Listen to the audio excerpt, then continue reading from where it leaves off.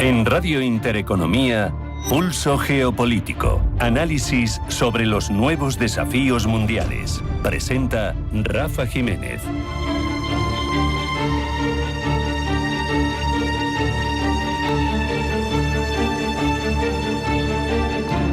Hungría espía para Rusia. ¿Qué puede hacer la Unión? Bienvenidos a Pulso Geopolítico. Las elecciones en Hungría trascienden lo doméstico. No se trata solo si de Viktor Orbán renueva su mandato o no, sino de qué significa esa continuidad si se produce para una Unión Europea tensionada por la necesidad de preservar una mínima cohesión estratégica frente a Rusia. Las revelaciones sobre presuntas filtraciones del ministro de Exteriores húngaro, Péter Szijjártó, a su homólogo ruso, Sergei Lavrov, abren un umbral completamente distinto a la del verso libre a la que estábamos acostumbrados. No hablamos de tener una posición política heterodoxa, sino de la eventual transferencia de información sensible sobre deliberaciones internas del Consejo Europeo. Si se confirma que Moscú ha podido conocer de primera mano las líneas rojas, los desacuerdos, las concesiones, las discusiones, el daño no es solo reputacional, es estructural. La palabra clave en este caso, sin embargo, hay que reconocerlo, no es espionaje en el sentido clásico, es más bien una cierta deslealtad estratégica. La Unión Europea no es un Estado federal, pero en muchos aspectos funciona como tal. Y si las decisiones sobre cómo se va a operar frente a un adversario como es Rusia, las deliberaciones que se mantienen a la hora de establecer una posición unida se filtran al adversario, pues el mecanismo entero se resiente. Rusia no necesitaría, en tal caso, sofisticar las operaciones de inteligencia para anticipar los movimientos europeos. Le bastaría con esperar la llamada adecuada, la del ministro de Exteriores húngaro, la de Szijjártó, a su homólogo ruso, a Lavrov.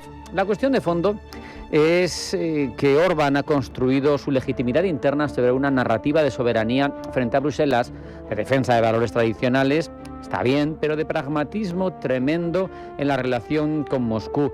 Y la sospecha de que sus actuaciones en el seno de la Unión Europea, los vetos, por ejemplo, a ciertas ayudas a Ucrania, estén coordinados o sincronizados con los intereses de un poder extranjero, rival estratégico como es Rusia, cambian la naturaleza de este debate. Porque tiene sentido que un Estado miembro permanezca en un club cuyas decisiones estratégicas socava de forma sistemática.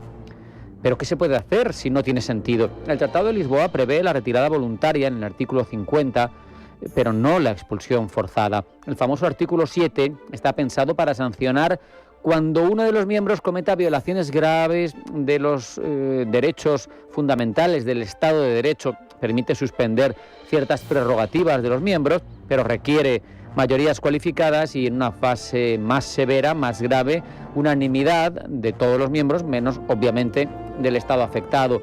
Pero es muy difícil activarlo con contundencia y sobre todo no está previsto para expulsiones ni nada parecido. No es un instrumento para castigar la deslealtad geopolítica, está para proteger valores fundamentales en el seno de la Unión Europea. Por eso, la pregunta es ¿qué puede hacer la Unión Europea para protegerse?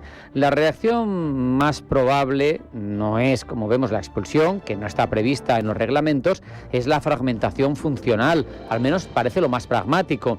Es un recurso creciente que estamos viendo, el de las cooperaciones reforzadas, los minilateralismos, los formatos ad hoc que excluyen a quienes bloquean o quienes generan riesgos. Lo hemos visto en el ámbito de la defensa, con iniciativas fuera del ámbito estrictamente comunitario, en acuerdos intergubernamentales paralelos. Y claro, esto parece que es lo que va a pasar si se consolida el mandato de Orbán y se sigue ahondando en la fractura.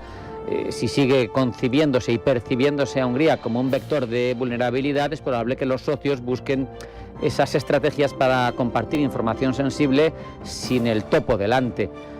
Pero claro, esa dinámica tendría consecuencias profundas en el Club de los 27. Por un lado, preservaría la eficacia de un núcleo duro dispuesto a avanzar, dispuesto a mantener la cara frente al adversario, pero por otro, consolidaría una Europa a varias velocidades estratégicas, porque en lo económico ya existe esa doble velocidad. Hungría seguiría formalmente dentro, beneficiándose del mercado único, de los fondos estructurales, pero quedarían progresivamente al margen de los espacios donde se define la política exterior y de seguridad. El riesgo que plantea esta modalidad, que es la que mayor protección obedece a los intereses de la Unión Europea, es que la propia Unión se convierta en una arquitectura cada vez más compleja. Hay que recordar que la Unión nació como una comunidad de destino para evitar enfrentamientos bélicos que se habían producido de forma reiterada durante siglos en el seno de la vieja Europa, y hoy corre el peligro de ser solo un mercado económico de geometrías variables en función de los avances y la situación económica de cada uno de los países. Eso sí, es evidente, tampoco se puede demonizar la diversidad de pensamiento, la pluralidad de enfoques políticos no es nueva. La tenemos con ejemplos en diferentes miembros. La diferencia aquí es que en el caso húngaro la sospecha no es de matiz, sino de alineamiento. Y claro, estar alineado claramente, compartir los secretos de las deliberaciones de todos los socios con el rival directo, parece que es un punto más de gravedad. Si Orbán renueva mandato, la Unión tendrá que decidir entonces si prioriza la unidad formal o la coherencia estratégica. Quizá el dilema real es qué tipo de unión puede sostenerse con reglas que permiten a un solo miembro bloquear decisiones críticas, compartir información con quien está en guerra con el continente. Porque es evidente que si Moscú ha podido anticipar movimientos gracias a fisuras internas dentro de la Unión, la propia Unión Europea se ha situado en clara desventaja, porque la previsibilidad del otro en un enfrentamiento es poder propio, y esto le ha venido muy bien al Kremlin. Una unión de 27 necesita lealtad mínima compartida, unos mínimos. Si esa lealtad se pone en cuestión, el debate deja de ser jurídico, deja de ser referido a tratados y a artículos y se vuelve existencial. Y eso no se puede pasar por alto. Hacemos un alto en el camino. A la vuelta, información geopolítica que elabora Blanca del Tronco. No se marchen, porque sigue Pulso Geopolítico.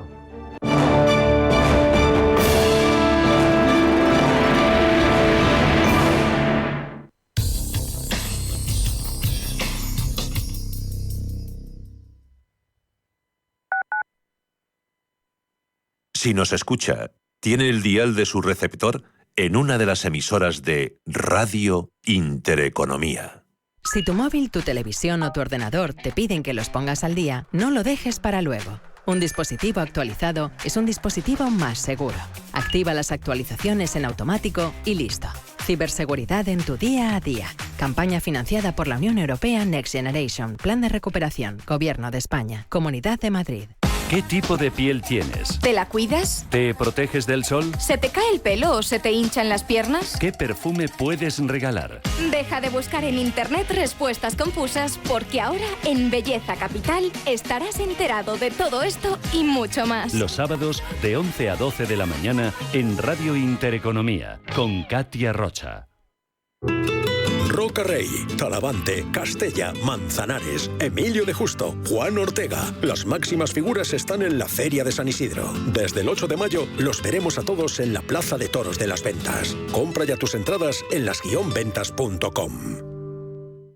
Atención inversor, únete al Club de Inversión de Grupos Eneas. Estamos especializados en la compra, reforma y venta de inmuebles y otros activos, ofreciendo rentabilidades muy atractivas. Coinvierte con nosotros. 91 639 0347. Grupos Eneas, tu aliado en la inversión.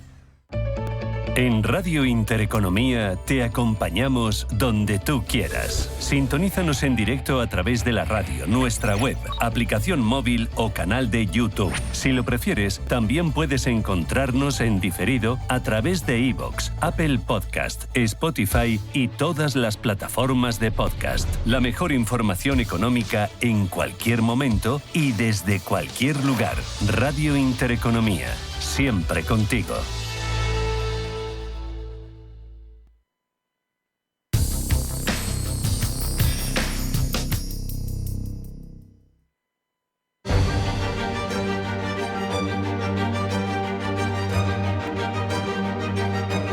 En Radio Intereconomía, Pulso Geopolítico. Pasan algo más de 9 minutos de las 2 de la tarde, una hora menos en Canarias. Tiempo ya de repasar la actualidad internacional en titulares con la ayuda de Pablo Llanone. Pablo, buenas tardes. Buenas tardes. Aumenta la tensión en el estrecho de Hormuz.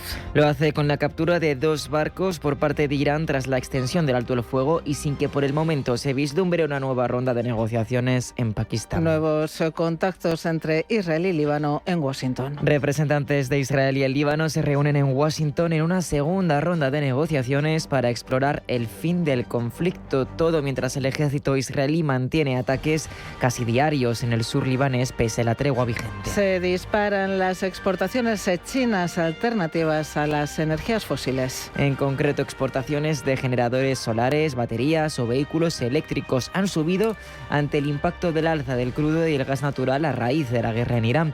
Los generadores solares además registran ventas históricas. Cumbre en Chipre de los jefes de Estado y de Gobierno de la Unión Europea. Cumbre en la que discutirán el desbloqueo del préstamo a Ucrania y cómo contribuir a la desescalada en Oriente Medio y a la libre circulación en el estrecho de Hormuz, en medio de la creciente incertidumbre sobre las negociaciones para la paz. El Papa concluye su viaje a África. Lo hace con la celebración de una misa en el estadio de Malabo, en Guinea Ecuatorial. Y crisis de gobierno en Perú. Crisis motivada por la compra de aviones F-16 a Estados Unidos que ha provocado la renuncia de varios ministros tras acusar al presidente interino, José María Balcázar, de mentir al decir que el proceso quedaría en manos de la próxima administración.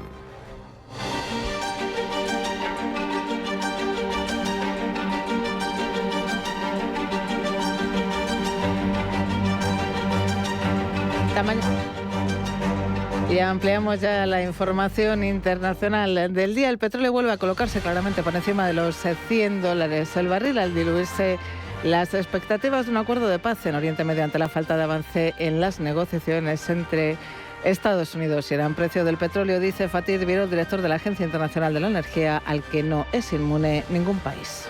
I should tell you that there is one oil price. Debería decirles, dice, que hay un solo precio del petróleo, el precio internacional del petróleo. Ningún país es inmune a este precio, lo que incluye a Estados Unidos, Asia y a otros estados. Todo el mundo será afectado por el aumento de precios del petróleo. Petróleo de referencia en Europa, el Brent, que se sitúa hasta ahora por encima de los $100 el barril, lo hacen los $101,60, mientras se mantienen las tensiones en el estrecho de Hormuz, que sigue cerrado. Ignacio Cantos, de ATL Capital. Yo creo que mientras siga, pues la incertidumbre sigue. Hay que pensar que el petróleo en un principio llegó a 120, que como bien habéis comentado, el Brent está en 103, pero el West Texas se mantiene en 90 y tantos, que en aquel momento fue el primero que reaccionó fuerte, ¿no? Entonces, bueno, y luego estamos viendo esos resultados empresariales pues bastante buenos en general, tanto en Estados Unidos como este inicio que hemos visto en Europa, que no va en una mala línea. Y yo creo que eso debe dar un soporte al mercado, pero es verdad, por otro lado, que ya hemos recuperado prácticamente todo lo perdido, ¿no? Irán ha asegurado hoy además que el país ha recibido sus primeros ingresos de los peajes cobrados a los buques que cruzan el estrecho de Hormuz. Pero vamos a acercarnos más en profundidad a este sistema de peajes que impone Irán. No se trataría de un sistema formal, transparente y legal como el de un canal como el del canal de Suez o Panamá. Lo que ha impuesto Irán es algo mucho más informal, coercitivo y selectivo, casi un peaje de facto bajo control militar. Rubén Gil.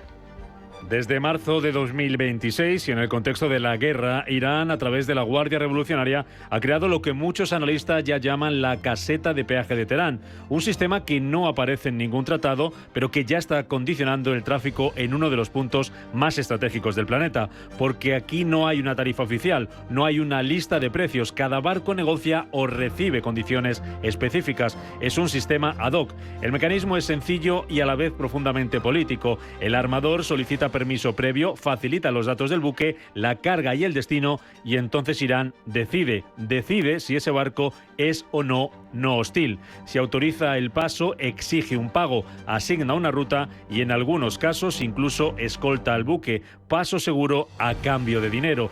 ¿Y cuánto se paga? en muchos casos hasta $2 millones por petrolero. Eso equivale aproximadamente a entre 0,5 y 1,2 dólares por barril de crudo.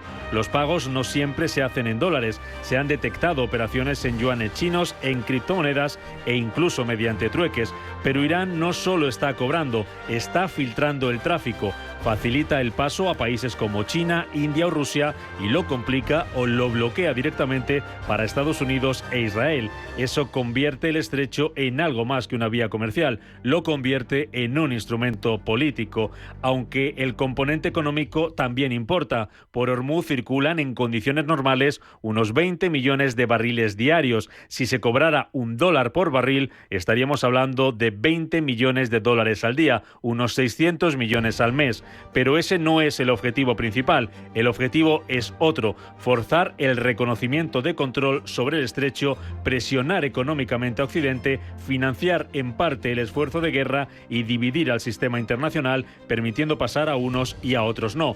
Organismos internacionales ya advierten: este sistema vulnera el derecho marítimo porque Hormuz es una vía de tránsito internacional que debería ser libre, y todo esto tiene consecuencias directas también en España, porque aunque ese peaje apenas añade entre el 0,003 y el 0,007 euros por litro, prácticamente es irrelevante. El impacto llega por otro lado, por el efecto dominó.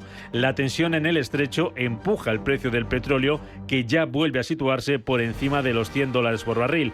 Eso por sí solo añade unos 12 céntimos por litro, a lo que hay que sumar primas de guerra, rutas más largas y menor oferta, entre 2 y 5 céntimos más. Y además, el mercado es global. Europa no compra solo al Golfo, pero paga el precio que marca el mundo. Si Asia paga más, Europa también. Y si escasea el diésel, sube incluso más que la gasolina. Ahí se añaden otros 3 a 8 céntimos. En conjunto, si la situación se mantiene, la gasolina en España podría encarecerse entre 10 y 25 céntimos por litro. Es decir, un depósito medio podría costar entre 5 y 12 euros más. En paralelo al conflicto entre Irán y Estados Unidos discurre el conflicto entre Israel y Líbano. Pues bien, hoy representantes de Israel y Líbano se reúnen en Washington en una segunda ronda de negociaciones para explorar el fin del conflicto, mientras el ejército israelí mantiene ataques casi diarios en el sur libanés pese a la tregua vigente. Paul Mielgo.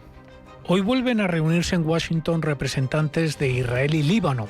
Es el segundo encuentro en pocos días y llega en un contexto marcado por la fragilidad del alto el fuego acordado la semana pasada. Se trata de una tregua de carácter limitado, planteada inicialmente para 10 días, cuyo objetivo era frenar los enfrentamientos entre Israel e Hezbolá en el sur del Líbano. El acuerdo, sin embargo, no incluía una retirada completa de las fuerzas israelíes ni establecía mecanismos detallados de verificación sobre el terreno. Desde su entrada en vigor, el alto el fuego ha estado sometido a constantes tensiones.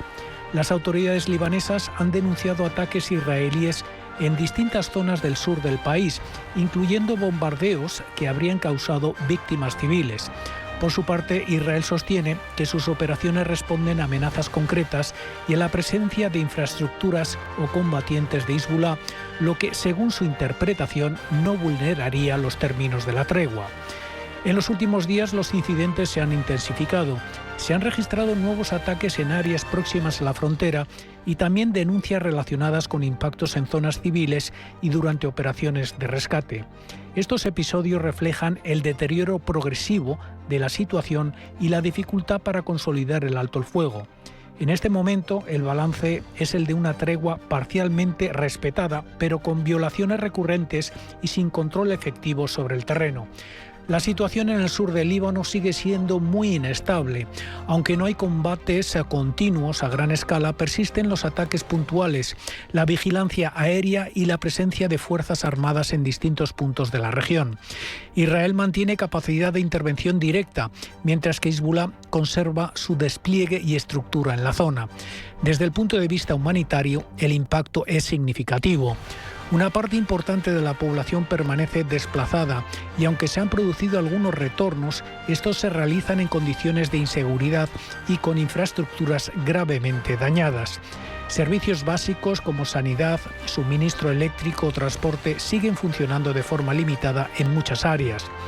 En la práctica, la región se encuentra en una situación de baja intensidad, sin enfrentamientos abiertos constantes, pero sin condiciones de estabilidad.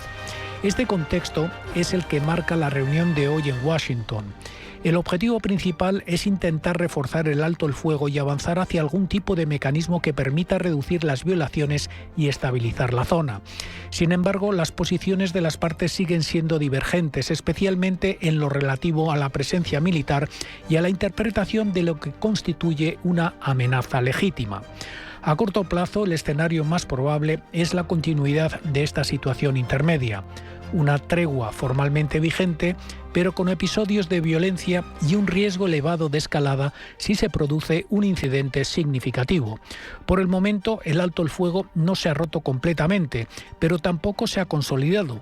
Y el sur del Líbano continúa en una situación de incertidumbre en la que la seguridad sigue siendo precaria y dependiente de la evolución de las negociaciones. Y según una encuesta de Fox News, una mayoría del 56% de los votantes afirma que la administración Trump no ha sido competente a la hora de gestionar el gobierno federal. El medio republicano asegura que no es un mal dato en comparación al apoyo que recibían otros presidentes en periodos similares. Obama en el 2015 contaba con un 44% de popularidad y Biden en el 2022 con tan solo un 38%. Aunque el medio trata de suavizar el dato, es contundente al decir que si se celebrasen elecciones hoy, Donald Trump perdería las elecciones y enumera los principales puntos que llevarían a los votantes a decantarse por el Partido Demócrata. Pablo. Según Fox News, Trump recibe valoraciones negativas de menos a más por su gestión de la inmigración, sus relaciones con China, la guerra de Irán, la economía, el gasto público y la inflación. Estos 4 últimos puntos serían los más delicados de todos. Un 63% de la ciudadanía rechaza la guerra en Oriente Medio, un 67% no aprueba la gestión del gasto público y un 72% está hastiado por la inflación. Estas cifras coinciden con este otro dato. Un 60% de los encuestados valoran negativamente su situación financiera personal. Y es que la presión sobre el bolsillo sigue siendo bastante alta. La mayoría considera que los precios de los alimentos, la gasolina, la asistencia sanitaria y la vivienda son un problema grave para sus familias. La gasolina destaca especialmente, ya que el porcentaje de personas que consideran esos costes un problema grave se disparó hasta el 60%, casi el doble del 33% registrado en septiembre de 2025, lo que eleva al 89% el número de personas que afirman que se trata de un problema grave. Por otro lado, en la encuesta Fox News pregunta a los votantes qué partido creen que gestionaría mejor sus temas de interés. El Partido Republicano saldría victorioso en seguridad fronteriza, delincuencia, inmigración y seguridad nacional. Los demócratas, por su lado, tienen ventaja en el cambio climático, sanidad, aborto, cuestiones transgénero, inflación y política exterior. Finalmente, se valoran los cargos del gobierno de Trump. La puntuación más positiva es para J.D. Vance, el vicepresidente, cuenta con un 44% de aprobación frente al 41% de Pete Hegseth, el secretario de Defensa. No obstante, entre los republicanos, la popularidad de Vance asciende hasta el 84%. La de Rubio se quedaría en el 77% y la de Pete Hegseth en el 76%. De nuevo, Pete Hegseth sería el más bajo. Con todo, la encuesta muestra que si las elecciones fuesen hoy, el 52% de los votantes dice que apoyaría al candidato demócrata en su circunscripción de la Cámara de Representantes y el 47% al republicano. Eso supone una ventaja de 5 puntos para el Partido Demócrata, un punto menos, eso sí, que en enero, cuando fue una ventaja del 6%. Y World Press Photo ha elegido ya la mejor fotografía documental del año, Pablo.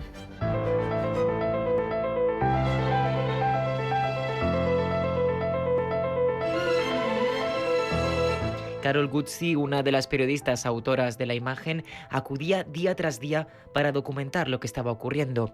Finalmente, logró capturar un momento que ha cautivado a World Press Photo: una familia separada por el Estado.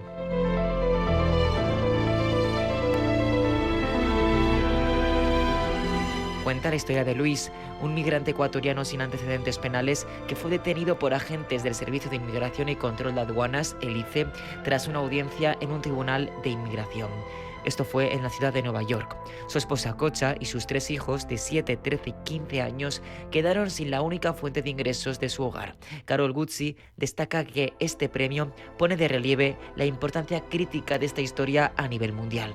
Para el jurado, lo que ha hecho tan poderosa esta imagen es que actúa como un mecanismo de denuncia contra todas las denuncias que sistemáticamente han ido contra personas inocentes de manera indiscriminada.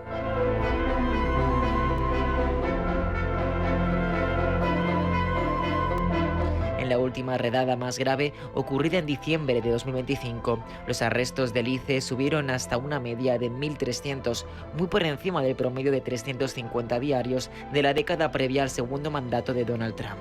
Reuters señaló entonces que el número de personas detenidas sin cargos a condenas penales pasó de unas 860 al inicio de 2025 a 24.500 a comienzos de febrero de 2026. Otras fuentes que compilan datos oficiales sitúan la población detenida por el ICE en 60.311 personas a 4 de abril de 2026, de las cuales 70,8% no tenía condena penal. En paralelo, los tribunales federales han quedado atascados con miles de impugnaciones a detenciones sin audiencia de fianza, una señal de que la disputa ya no es solo migratoria, sino constitucional.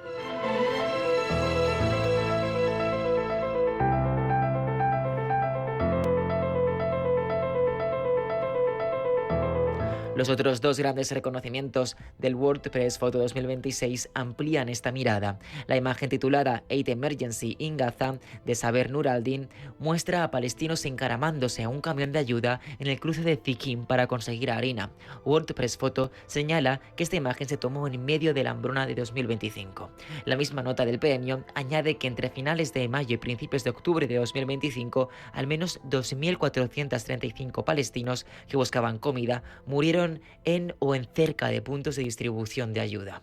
Finalmente, la imagen titulada The Trials of Aki Women devuelve la mirada a Guatemala.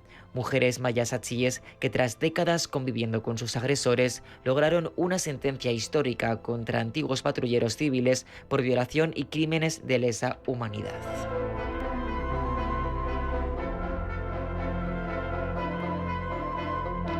Con todo, vemos que el foco de World Press Photo ha estado dirigido a unir las historias detrás de las fotos ganadoras. Juntas dibujan un mundo donde el hambre, la impunidad y la deportación son tecnologías distintas de administración de poblaciones vulnerables.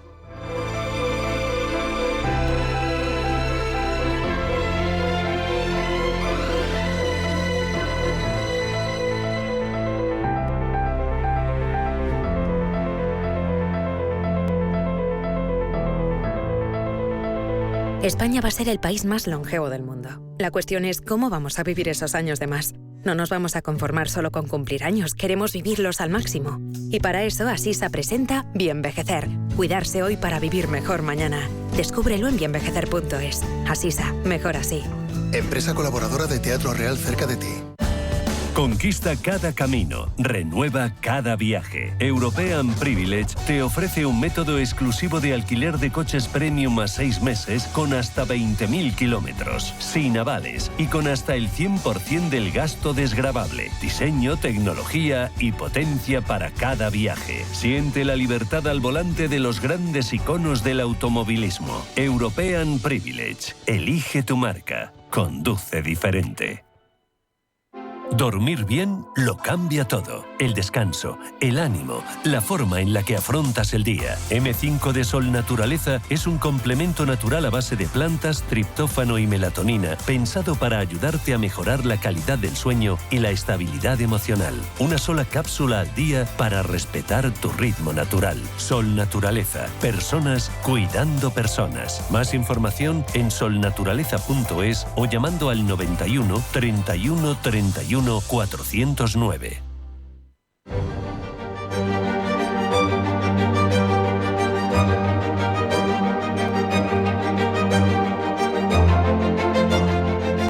En Radio Intereconomía, Pulso Geopolítico. Presenta Rafa Jiménez.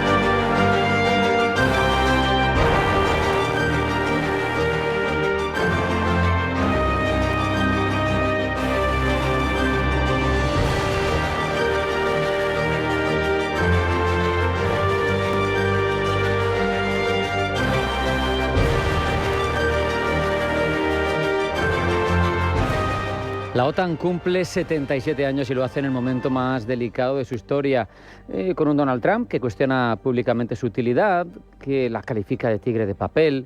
La alianza afronta una crisis de identidad sin precedentes, pero ¿qué ganaría realmente Estados Unidos manteniendo la alianza fuera de su órbita? ¿Puede sobrevivir la OTAN al boicot de una potencia, la primera del mundo, como es Estados Unidos, fundadora? ¿Qué papel juega España? ¿Qué papel juegan las bases? Toda la controversia que hay sobre la mesa. De todo esto y mucho más vamos a hablar durante los próximos minutos con el teniente general retirado del Ejército del Aire y del Espacio, Juan Antonio del Castillo Masete, vocal de la Asociación Atlántica Española, también colaborador de la Universidad Francisco de Vitoria. Juan Antonio, teniente general, bienvenido, buenas tardes. Buenas tardes y encantado de estar por primera vez y espero que no sea la última con vosotros. Un honor. ¿Me permites que te tutee? Estás en tu casa. Muchas gracias. Como digo, la alianza cumple 77 años. A mí me parece, desmiénteme en tal caso, que lo hace en un momento muy delicado. No sé si el más delicado de casi 80 años. Yo creo que no, ha pasado por otras ocasiones y es difícil valorar cuál en frente de otra. Lo cierto es que si antes teníamos un objetivo, un enemigo definido y específico, pues ahora está un poco más diluido desde el 89. Pero lo cierto es que tenemos ahora más diversos y más número de potenciales amenazas. Ya no lo llamamos enemigos. Y entonces, en ese sentido, pues se pueden valorar ocasiones anteriores cuando De Gaulle mandó el cuartel general de la OTAN de París a Bruselas y se salió de la estructura militar integrada. Eso con un elemento tan potente como es Francia y además con el enfrentamiento que suponía y con las capacidades nucleares que se quedaban para ellos exclusivos, pues era un momento crítico. Pero vamos, yo lo he vivido en persona cuando en el 89 cayó el muro de Berlín. Lo cierto es que tuvimos una época en la que se llegó a llamar la OTAN una solución en busca de un problema, lo que quiere decir que es una enmienda a la totalidad. Pero también cuando empezó lo de Afganistán, que también me pilló en Bruselas, pues lo cierto es que se hablaba de fuera del área o fuera del negocio, out of area or out of business. Y claro, lo que quería decir es que o nos buscábamos algo en lo que hacer, o ese valor añadido que tenemos tan grande en la comunidad, pues corría el riesgo de ser disminuido como mínimo a su mínima expresión. Buen matiz, pero hay también hechos sobre la mesa, un Trump que se reúne con Mark Rutte, el secretario general, y dice que la OTAN no ha estado cuando la necesitaba, que no estará cuando la necesite de nuevo, y que es un tigre de papel y que lo sabe desde el primer momento. Eso cuando viene del principal ejército del mundo, del protagonista quizás, aunque todos sean socios, de la Alianza Atlántica, es duro. Sin duda, es duro. Es algo que, como una de tantas expresiones de Trump que hay que definirla en su contexto.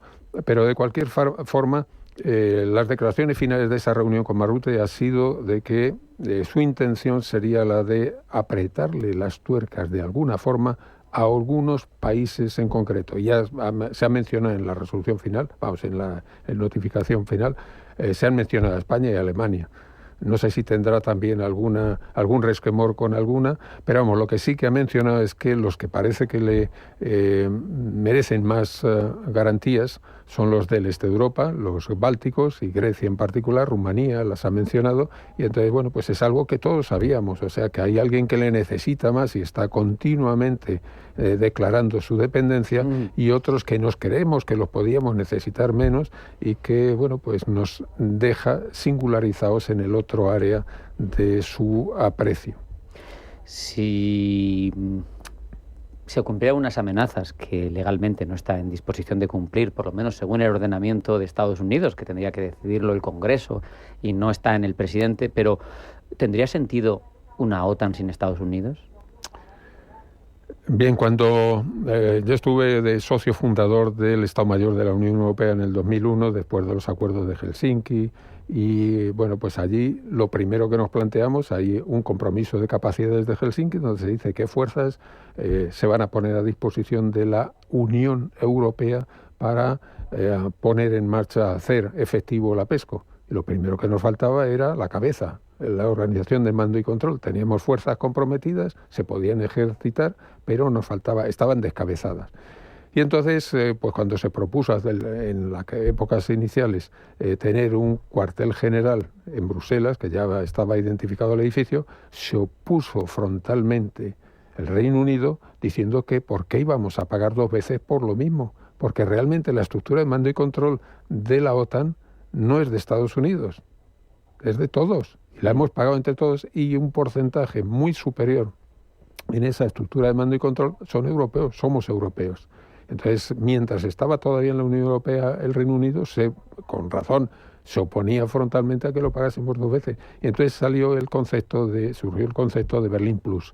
De tal forma que cuando la alianza como tal decidiese no tomar parte en un conflicto o en una eventualidad, y Europa si lo quisiera independientemente, pues que le cedería los medios y recursos a la alianza, a la Unión Europea. Y no estamos hablando solo de la estructura, los cuarteles generales, estamos hablando también del NAEF, la alerta temprana, estamos hablando de los aviones de repostaje de reabastecimiento en vuelo, todas las carencias que sí tiene la OTAN, pero no tiene la Unión Europea, en función de esos acuerdos Berlín Plus, se ponían a la disposición, ¿de acuerdo?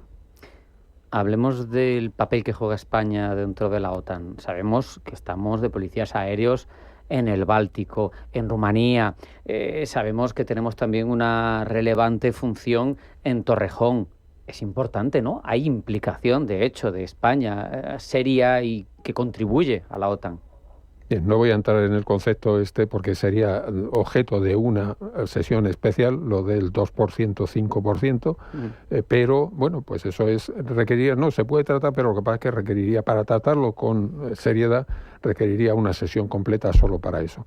Lo que sí está claro es que lo que nosotros arguimos en España es que la contribución a la alianza no se mide solamente en la contribución del porcentaje de los gastos de defensa, sino que se mide por 3 conceptos que son Cash, Capabilities and Commitments. Cash, que es el dinero que ponemos, el 2,1%, Capabilities, si tenemos muchas más capacidades en comparación con un buen porcentaje de los países miembros de la alianza, aunque en cualquier caso incomparable con los países bálticos, claro, incluso juntos.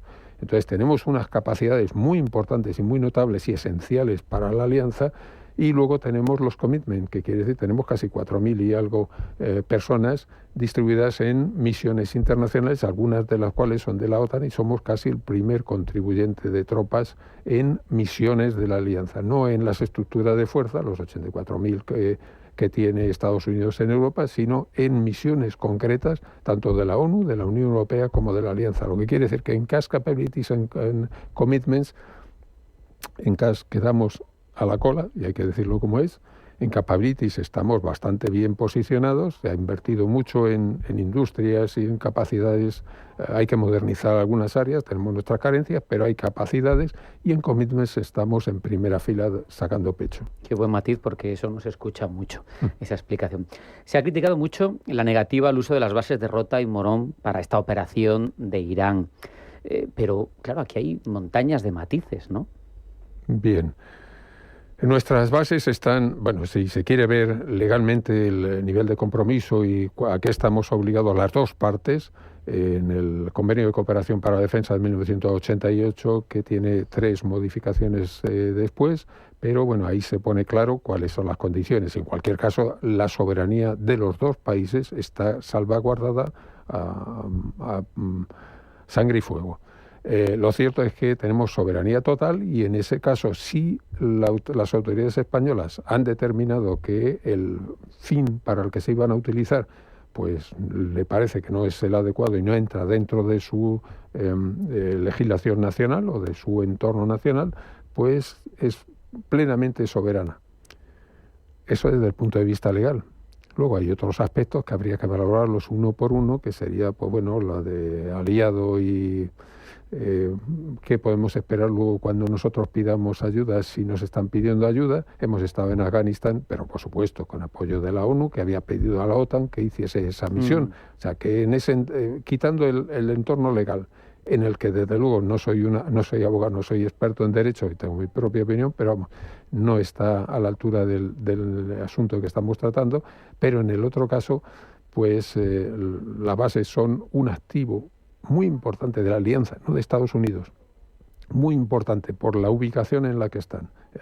Rota en la entrada del estrecho, que es la puerta de todas las actividades navales en el Mediterráneo occidental y en el Golfo, en el Oriente Medio, y luego desde el punto de vista aéreo, pues Morón es el punto de recalada ideal para, desde el centro del mando del centro de Estados Unidos, 7 horas hasta Morón y 7 horas a continuación hasta Oriente Medio.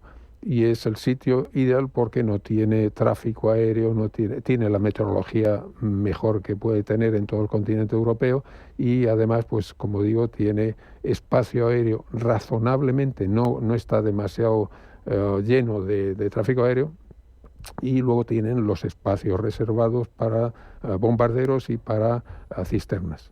Lo que quiere decir que es nuestras bases, las dos bases, más a veces en el conflicto del Golfo se utilizó Torrejón también, y tuvieron hasta 15 C-5 habilitado para que pudiesen utilizarlo. Lo que quiere decir que el valor es innegable, no para Estados Unidos, para la alianza, ¿de acuerdo? Y entonces el que se haya cerrado, no hemos sido los únicos, nosotros fuimos los primeros, pero luego se ha cerrado el espacio aéreo y se han cerrado el uso de las bases. Pues eso es lo que tiene su contenido político y, bueno, pues tendrá sus consecuencias, sin duda. También. De hecho, al hilo de esta negativa, aunque se había mencionado antes en pasadas ocasiones, Lindsey Graham, político estadounidense, otras voces dentro de Estados Unidos, reclaman de forma dramática llevarse las bases de España. Yo te pregunto, ¿eso es un titular político o es una amenaza real en cuanto a posibilidad, me refiero? ¿Sería posible? Sería posible, no recomendable, y para el propio Estados Unidos. Además, se ha mencionado precisamente que se podrían llevar pues a los países bálticos, como digo, Rumanía o a Grecia incluso. No sería recomendable. En cualquier caso, si la razón de ser es que en esta operación concreta se les ha limitado la utilización, pues resulta que cualquier operación que tuviésemos a continuación habría que prescindir de todas esas ventajas que mencionaba anteriormente. Luego, entonces es casi como pegarse un tiro en el pie, porque la siguiente no tiene por qué presumirse que va a tener las mismas dificultades que nos ha producido a Occidente, a Europa, el restringir el uso de esas bases. Y entonces es, bueno, pues cerrarlas y quitarlas en otros sitios. Una cosa es que se pase a utilizar con preferencia otras bases que estén a disposición, eso podría derivarse parte del tráfico, pero cerrarlas a cal y canto, Rota tiene el valor que tiene la puerta del estrecho, es algo insustituible.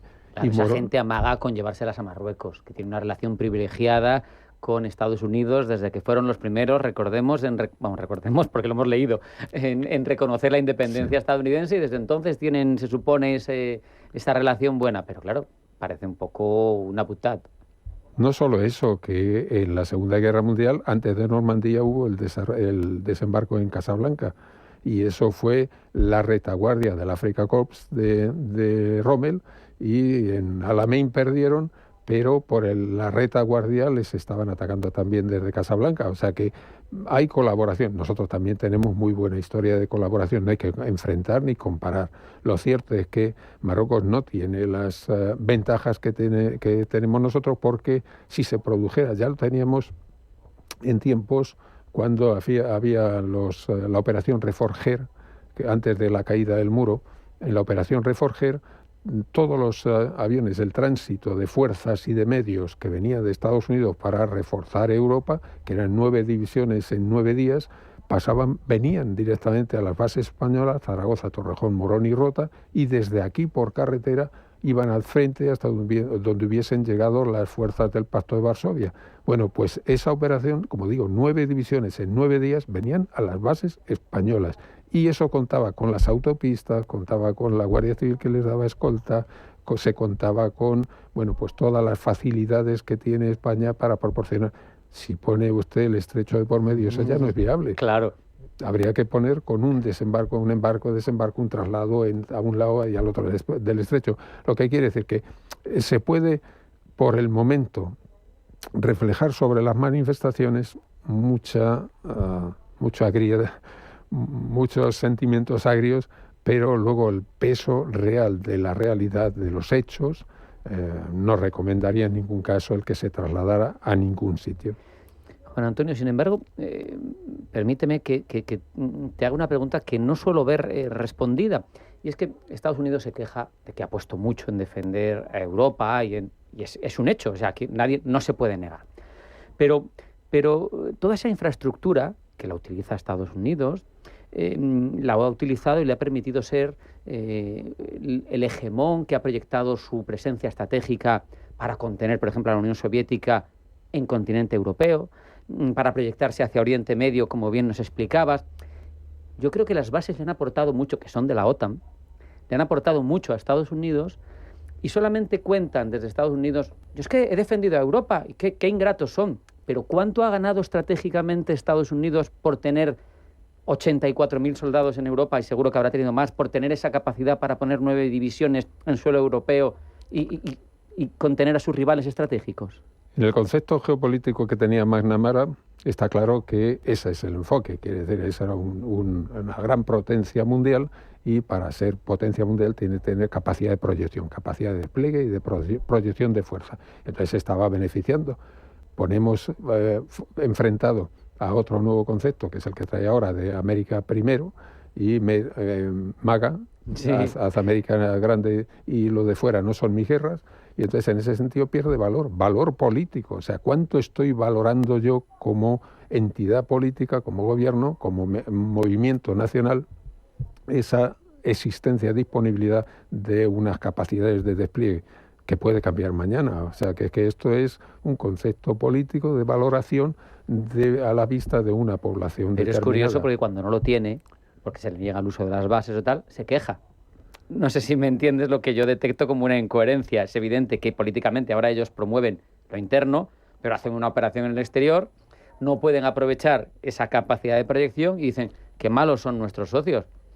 Entonces valora también que tienes eso a tu disposición. No sé si me comprendes. Sin duda, completamente. Pero es que porque no se han puesto sobre la mesa las capacidades logísticas que damos, no solamente la capacidad operativa de llegar, tomar y continuar haciendo punto de recalada nuestras bases en España, sino que es que también tenemos unas capacidades logísticas. Quiere decir, hay un oleoducto Rota-Zaragoza que los buques de carga de tanqueros de combustible americanos entran, conectan ahí y tiene combustible hasta Morón, por supuesto, en el Araal con una estación terminal que luego llega hasta la base. En Torrejón está todavía activo, o sea que si se tuviese que reactivar también pueden tener allí combustible y bueno, pues supone que si tienen los aviones que en vez de venir hasta Torrejón, Morón o Rota tuviesen que continuar hasta Grecia, supone menos capacidad de carga, claro, porque tienen que tener más combustible en las alas y menos, o tendrían que reabastecer en vuelo, lo que haría falta un consumo mayor de cisternas. Entonces, no solamente, como digo, es capacidad operativa de llegar 7 horas y 7 horas, sino también capacidad logística, que aquí la tienen y en otro sitio pues sería diferente. Pues estamos conociendo muchos detalles que normalmente no salen, como ese oleoducto. Me ha resultado muy interesante que nos lo contaras. Por cierto, en tu trayectoria, no lo he mencionado al comienzo, pero creo que también has sido presidente de Hisdesat. Sí.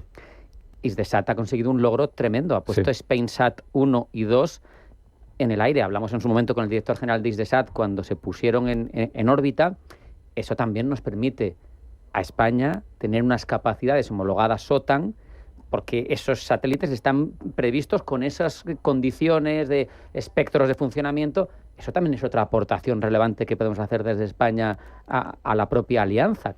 Y está contabilizado. Quiere decir que cuando se han hecho el objetivo 2030 de Europa, que son los que estamos planeando ahora, pero que serían aportados a cualquier tipo de operación que fuese conjunta con OTAN, pues lo cierto es que eso está contemplado y en los objetivos 2030 ya está descontado el que nosotros estamos aportando esa capacidad adicional.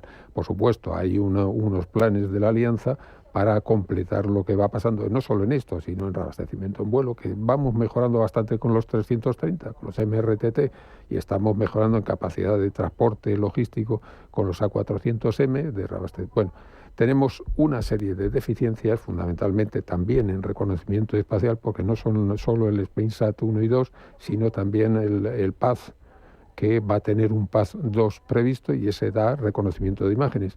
Hay que reconocer que la Europa, en ese sentido, en nuestras aportaciones del programa 2030, también estamos un poco escasos del componente de tierra.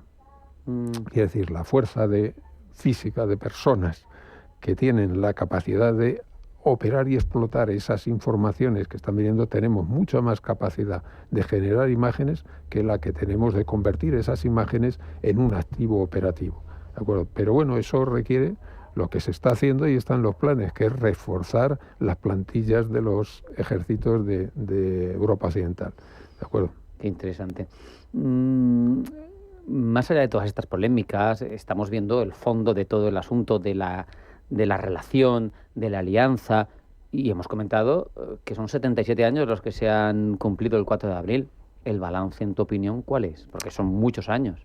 Bien, de la parte inicial, yo tenía un año cuando se constituyó la alianza, y entonces de la parte inicial solo hablo por boca de ganso, por boca ajena, ¿no? Y entonces, en ese sentido, lo cierto es que si no hubiese alianza, habría que haberlo inventado. Porque a nosotros nos ha dado el periodo de paz continuado desde el final de la Guerra Fría hasta ahora, que no se conocía jamás en la historia yo no digo solo de Europa, sino casi de la humanidad. Y ya ha habido 3 generaciones de las que yo conozco que no han tenido un enfrentamiento vivo en su entorno. Excluimos Balcanes, por supuesto, sí. Pero Balcanes aquello fue muy específico, muy local y muy específico, y además que no era amenaza para los países europeos.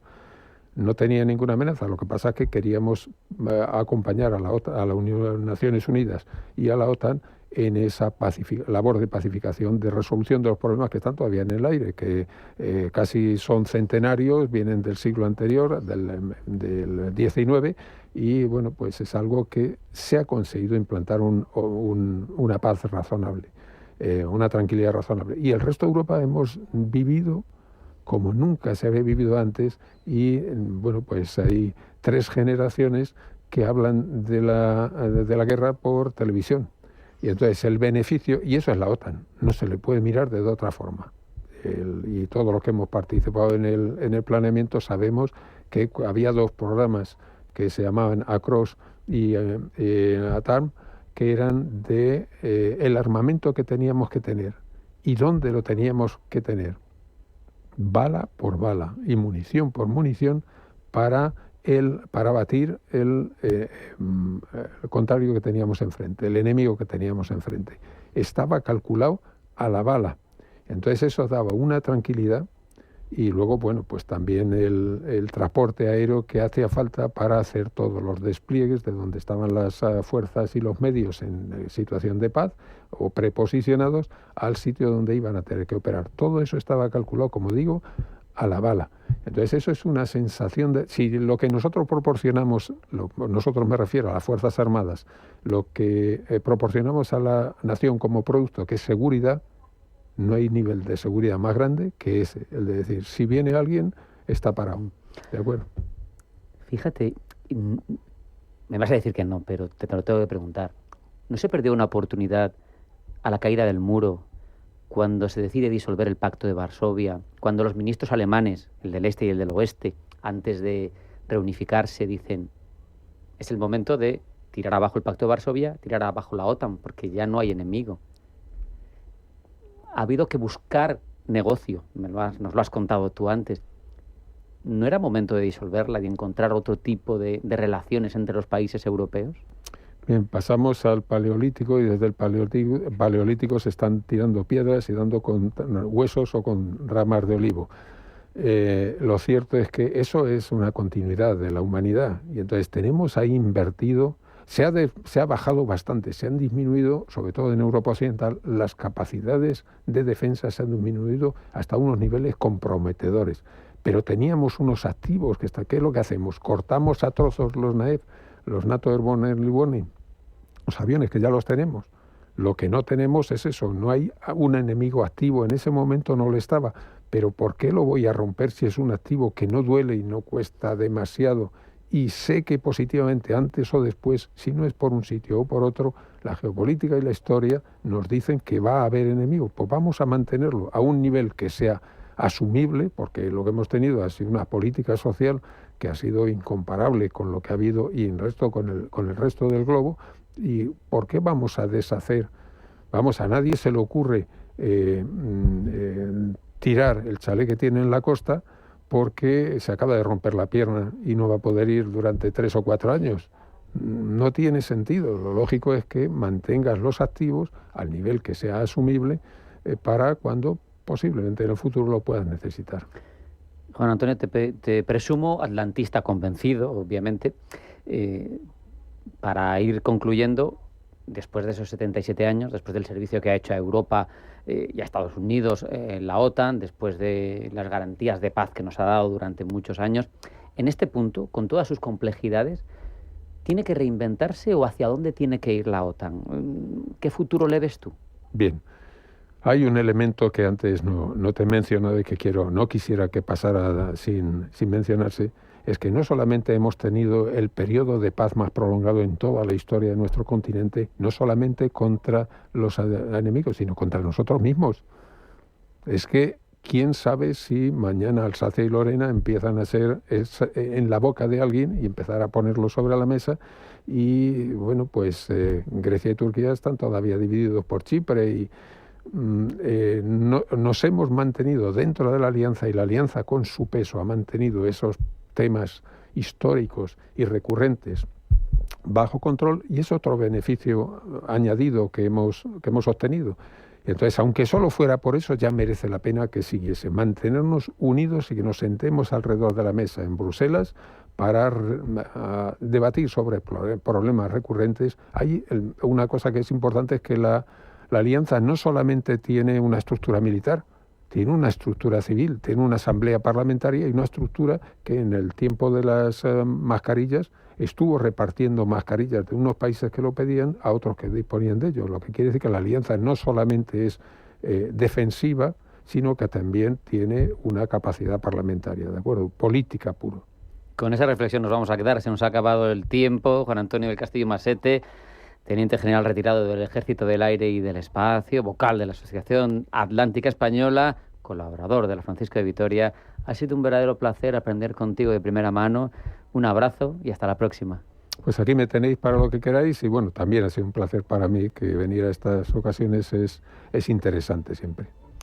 Hasta aquí esta edición de Pulso Geopolítico. Sean felices, pasen buena tarde y mañana más. Esto es Pulso Geopolítico. Hasta mañana.